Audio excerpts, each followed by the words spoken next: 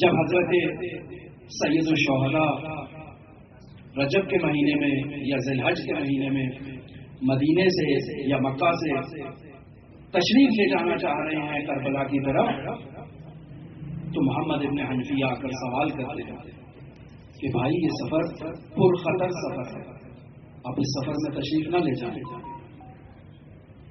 کہا بھائی رات کو نانا کو میں نے مشاہدہ کیا ہے، وہ فرما رہے تھے ان اللہ شاء ان یراک قتیلا، حسین اللہ کا ارادہ یہ ہے، اللہ یہ چاہتا ہے کہ تم اس کی راہ میں شہید کر دیے جاؤ۔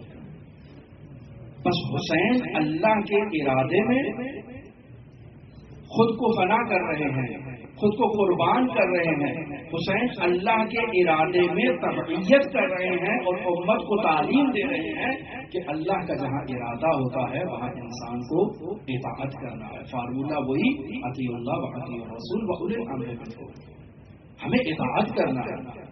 اللہ چاہتا ہے حسین ابن علی اس کی بارگاہ میں شہید کر دیے جائیں۔ ابن حنفیہ کہتے ہیں انا للہ و انا الیہ راجعون۔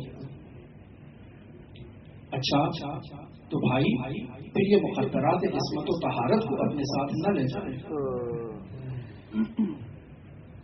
کہا نانا نے فرمایا تھا ان اللہ شاء ان یراہن سبا، اللہ کی مشیت یہ ہے کہ اللہ انہیں اسیر دیکھنا چاہتا ہے۔ انسان اپنے ارادے میں اللہ کے ارادے میں خود کو فنا کر دے اور فنا کے مرحلے میں اپنا مال بھی قربان کر دے، اپنی جان بھی قربان کر دے، اپنی ناموس بھی قربان کر دے، تاکہ اللہ کا کلمہ جو کلمہ طیب ہے اس کا بولنا۔ یہ حسین ابن علی کی تعلیمات ہے ہمارے۔ اور پھر ایک ایسے فراز و نشیب میں یہ سفر طے ہو رہا ہے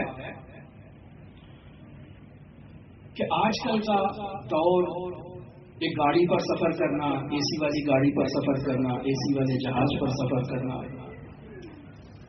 ایک نہایت ہی آرام دہ سفر کرنا، اس کے باوجود ہم جیسا زائر آواز اٹھائے کہ روٹی ٹائم پہ نہیں ملی، پانی ٹائم پہ نہیں ملا، کھانا ٹائم پہ نہیں ملا، فلاں چیز ٹائم پہ نہیں ہوئی۔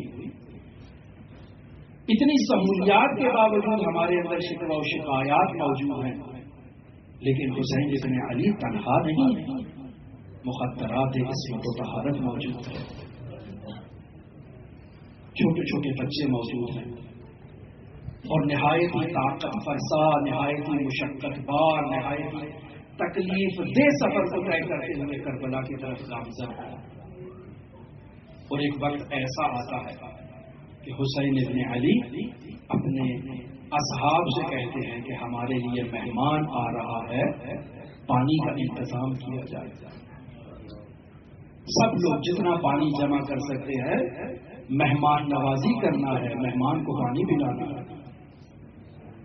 ایک پورا لشکر جو حسین ابن علی کا راستہ روکنے کے لیے آ رہا ہے، حسین ابن علی اس پیاسے لشکر کو سیراب کر دیا۔ یہ تعلیم ہے، یہ تربیت ہے، یہ پیغام الہی ہے جو حسین ابن علی اپنے عمل کے ذریعے سے منتقل کر رہے ہیں۔ صرف افراد کو پانی نہیں، حتیٰ ان حیوانات کو بھی پانی پلایا جائے۔ کہا نماز ہمارے ساتھ پڑھو گے یا اپنی پڑھو گے؟ کہا نہیں، نماز آپ کے ساتھ پڑھو گے۔ کہا ہمیں کسی دوسری سرزمین میں جانے کی اجازت دے دو؟ کہا نہیں، کہیں جانے کی اجازت نہیں دے سکتے، یہ میرے ساتھ جواسیس موجود ہیں، ابن زیاد کو خبر دے دیں گے، میں آپ کا راستہ تبدیل کرنے کی مجھے اجازت نہیں ہے۔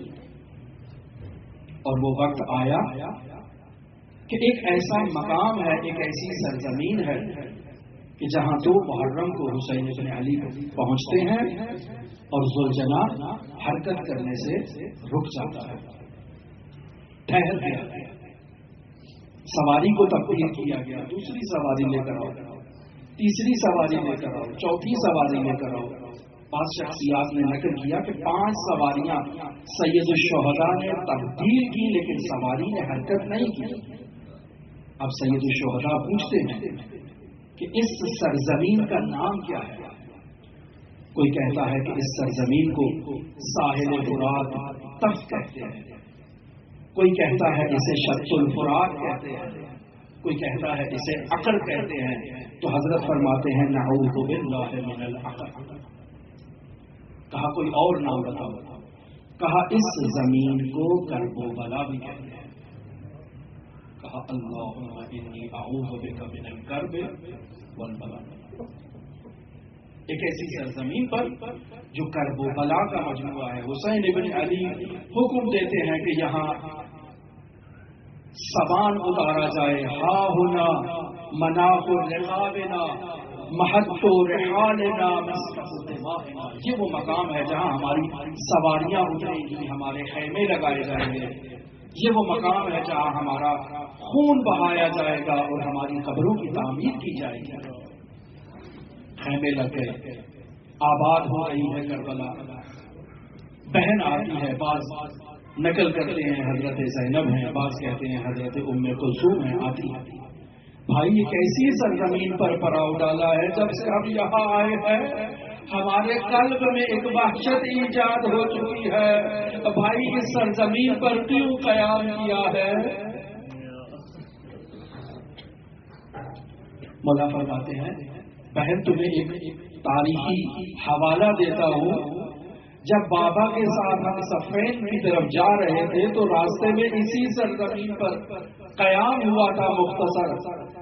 بابا علی بھائی حسن مجتبیٰ کے زانو پر سر رکھ کر کچھ لمحات کے لیے آرام کرنے کے لیے جب لیٹے تو عالم رویا میں مشاہدہ کیا یہ سرزمین کربلا خون کا دریا ہے اور اس میں ایک جوان غوطہ زن ہے۔ بابا فوراً اٹھ گئے اور رونے لگ پڑے۔ بھائی حسن نے پوچھا اب بابا کیا ہوا؟ کہا اس سرزمین کربلا کو خون میں دیکھا، اب میرا حسین اس میں غوطہ زن ہے۔